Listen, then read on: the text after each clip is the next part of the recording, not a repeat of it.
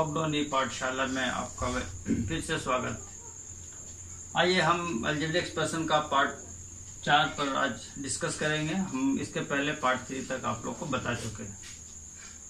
आज का मुख्य बिंदु होगा व्यंजक का मान निकालना है। जैसे प्रश्न है, यदि l बराबर 2 और m बराबर 3 तो l square plus m square का मान ज्ञात कीजिए। तो हम लोग क्या करेंगे कि ये जो दिया हुआ है इसको लिखेंगे कि l square plus m square. अब l का देखिए मान कितना दिया हुआ है 2, यहाँ लिखेंगे 2 का स्क्वायर, जोड़ m का मान कितना दिया 3 तो लिखेंगे 3 का स्क्वायर, 2 का स्क्वायर अर्थात 4, 3 का स्क्वायर अर्थात 9, 4 प्लस 9 13। तो मेरा ये निकला कि l square plus m square का मान 13। इस प्रकार इसको हल किया जा सकता है। आइए हम दूसरे प्रश्न पर ध्यान देते हैं। यदि x बराबर -2, ये -2 लिखा हुआ है, और y बराबर 3 तो x square minus Y square का मान ज्ञात करें। तो हम लोग क्या लिखेंगे, x square minus Y square. x का मान कितना दिया है -2, इस -2 का स्क्वायर, y का मान दिया हुआ कितना 3 तो हो जाएगा 3 का स्क्वायर। -2 का स्क्वायर कितना होता है 4, 3 का स्क्वायर 9 -9, 4 में से 9 घटाएंगे बराबर -5। ये निकल गया x square minus Y square का मान।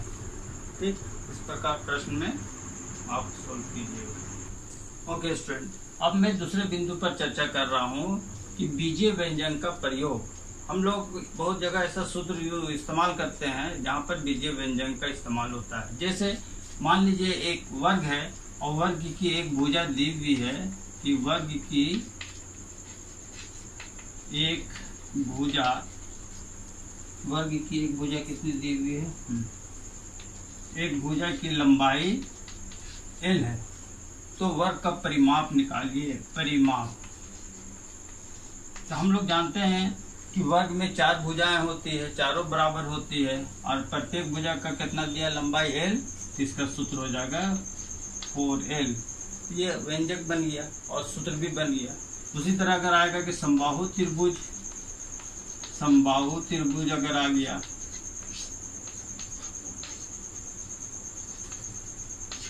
समबाहु त्रिभुज की प्रत्येक भुजा अगर इसका भी l है, इसका परिमाप क्या होगा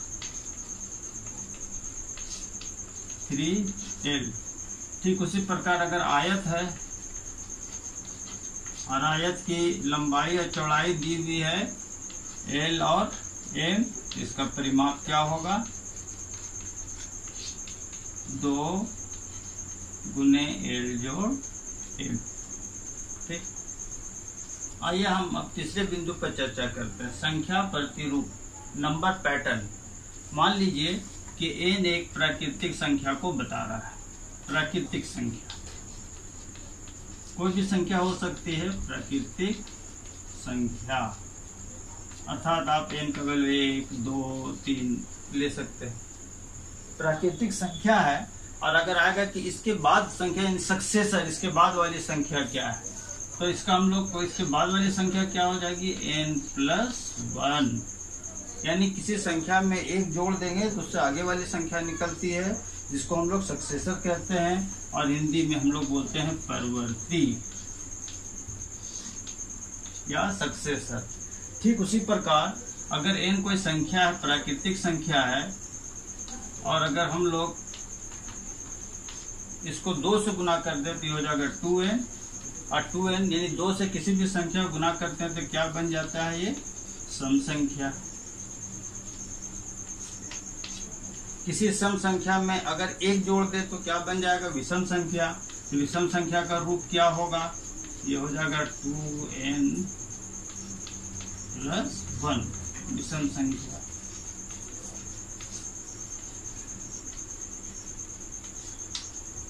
ठीक, आइए कुछ और प्रतिरूप के बारे में हम लोग जानते हैं।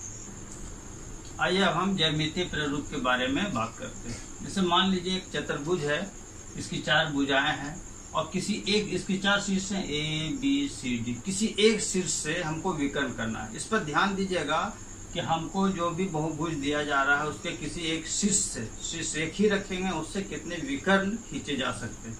इसमें आप देखिएगा विकर्ण क्या होता है कि हम लोग विपरीत दिशा वाले बिंदु को मिलाते हैं, तो एक को सी से अगर मिला देंगे ऐसा तो कितने विकर्ण मिला? एक। आपको डी को बी से नहीं मिलाना, क्योंकि मेरा यहाँ पर बिंदु क्या है कि किसी एक शीर्ष से किसी भी बहुभुज में कितने विकर्ण खींचे जा सकते हैं। तो हम यहाँ देख रहे हैं कि एक बिंदु है, इसमें एक ही विकर्ण हो सकता है। इसमें देखिए पंचभुज है, पेंटागन। अगर इसमें हम लोग यहाँ ए से लेंगे तो एक तो ये विकर्ण हो गया, एक ये होगा, कितना हो गया इसमें विकर्ण? 2। तो इस तरह हम देखते हैं यहाँ पर कि जितना भी है विकर्णों की संख्या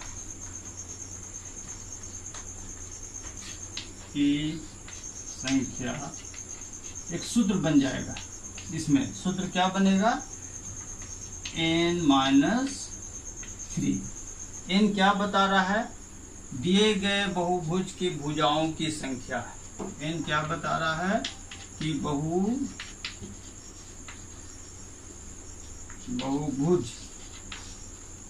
की भुजाओं